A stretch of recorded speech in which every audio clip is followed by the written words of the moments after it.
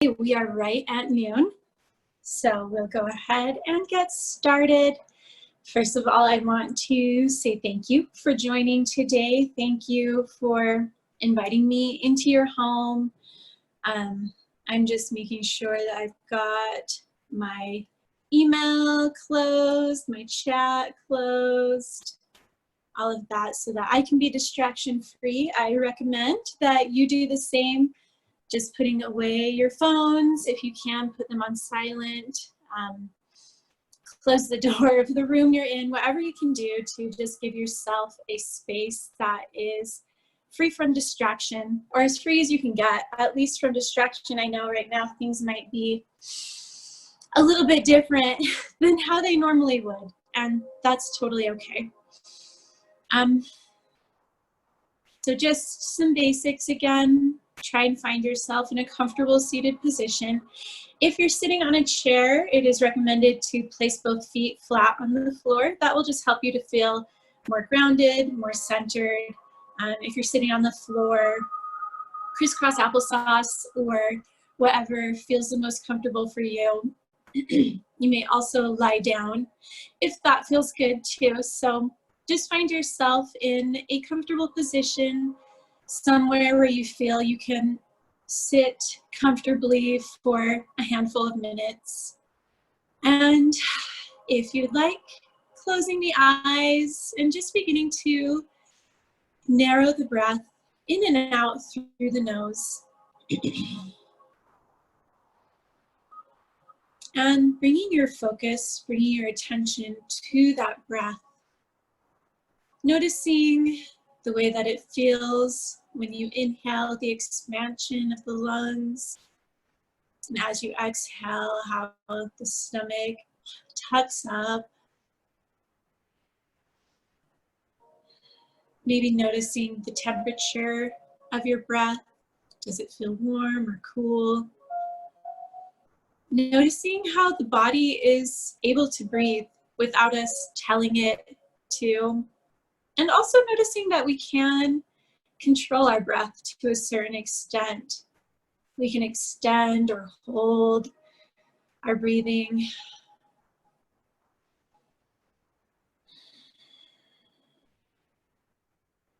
And again, drawing our focus just back to the breath.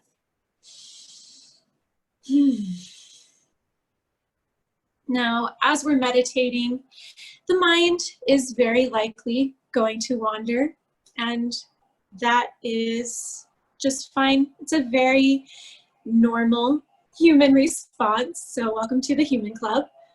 And just as the mind does wander, gently acknowledge those thoughts that come to mind, and then just allow them to go on their way.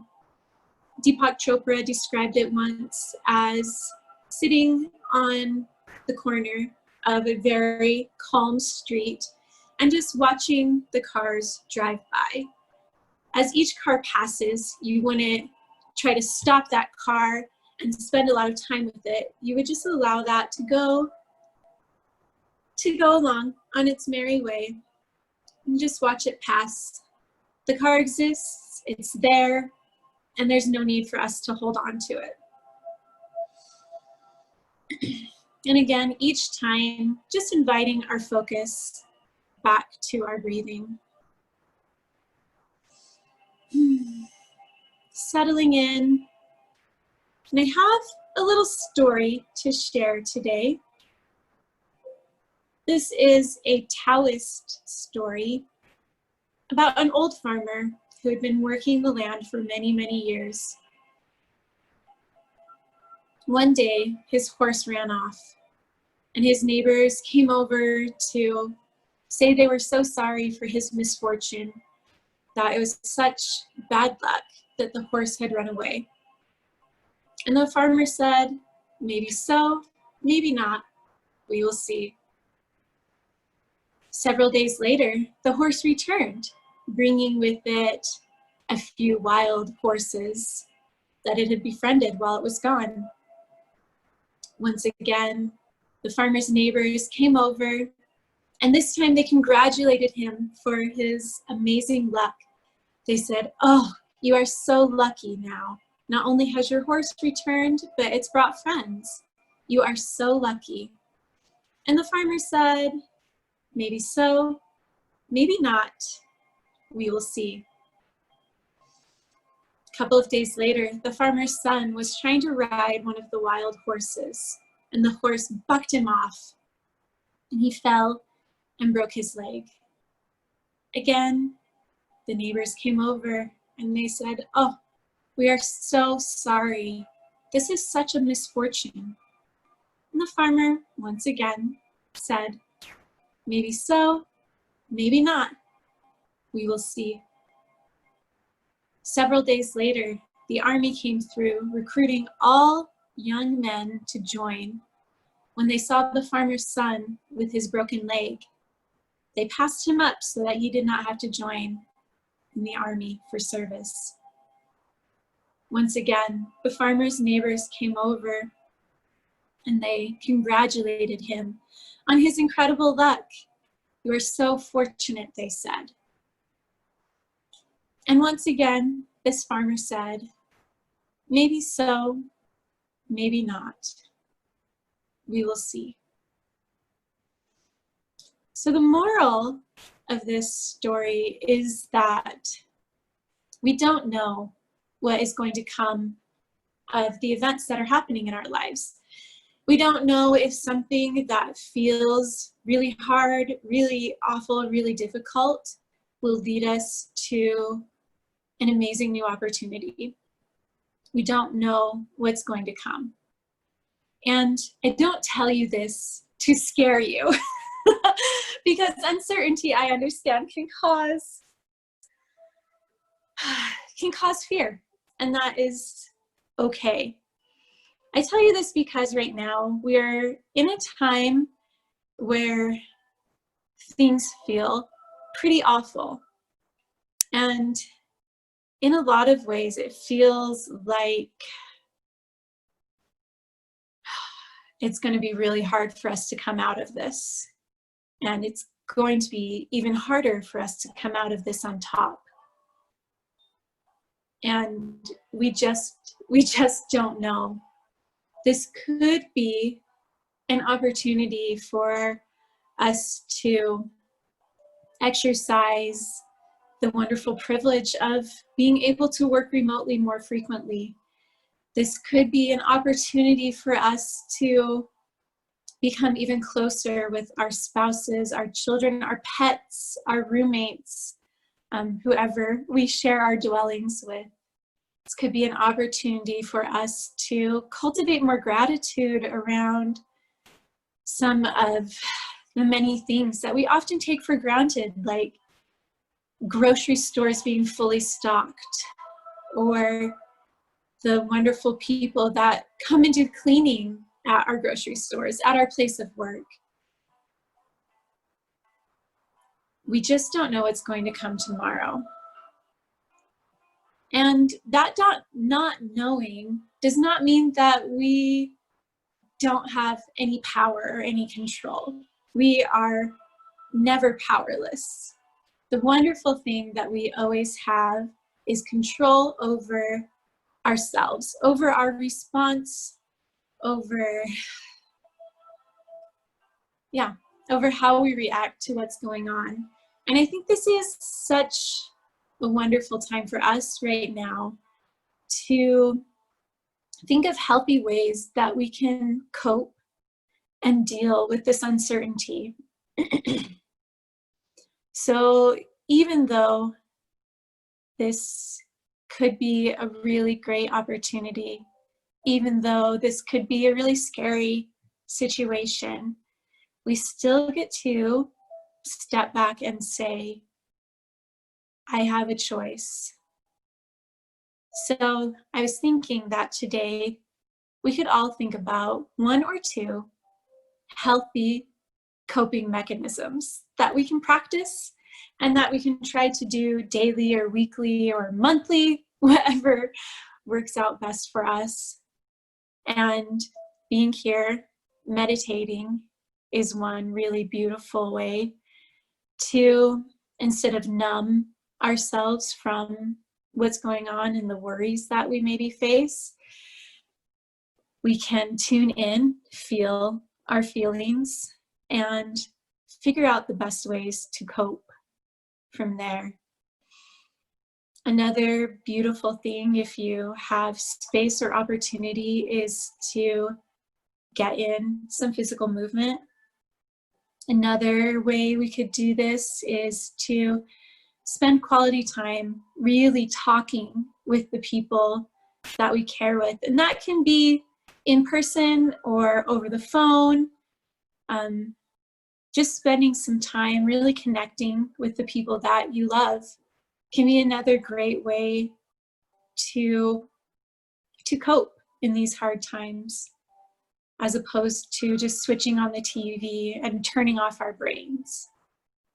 So for the next couple of minutes, I'll turn up my music a little bit, and you just tune in to something that you can do to help yourself be present, be conscious at this time. And just imagine yourself doing that successfully. So set a goal in your mind, and then picture yourself fulfilling that goal. And we'll take just the next couple of minutes.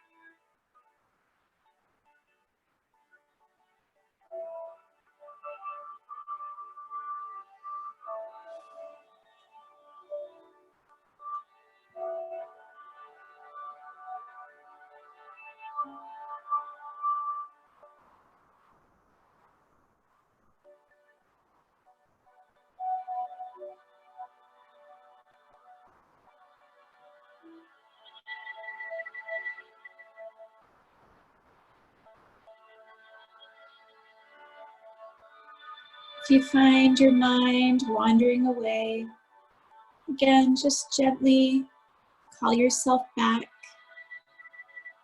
Focusing on the breath is a really great way to just center and bring the mind back to the present moment.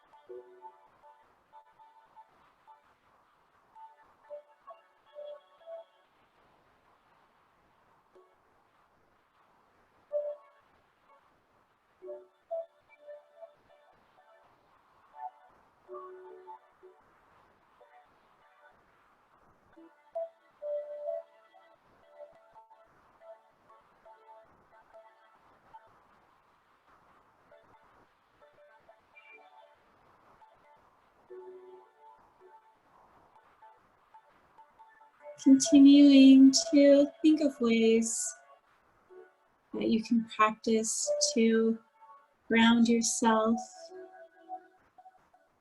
to be present and be aware.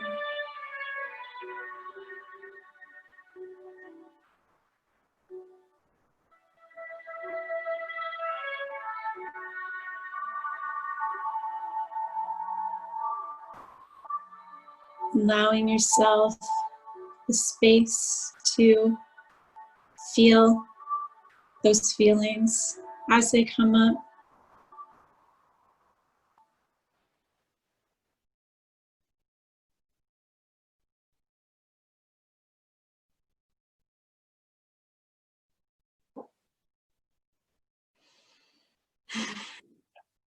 And holding those thoughts in your mind and those goals, picturing yourself successful, beginning to deepen the breath and to bring ourselves back, waking ourselves back up.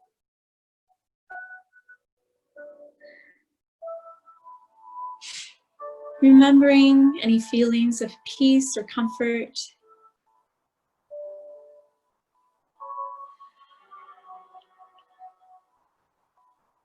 Maybe stretching the arms overhead, taking circles with the wrists or ankles, stretching, inviting some life back into the limbs.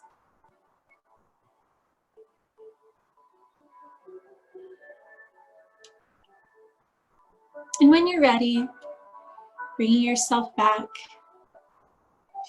And if you have a journal, maybe writing down your experiences, your goals, your thoughts in that journal, just to help you remember in a day, in an hour, what it was that you set out to achieve. Thank you so much for being here today. Thank you for joining me in my home and inviting me to join you in yours.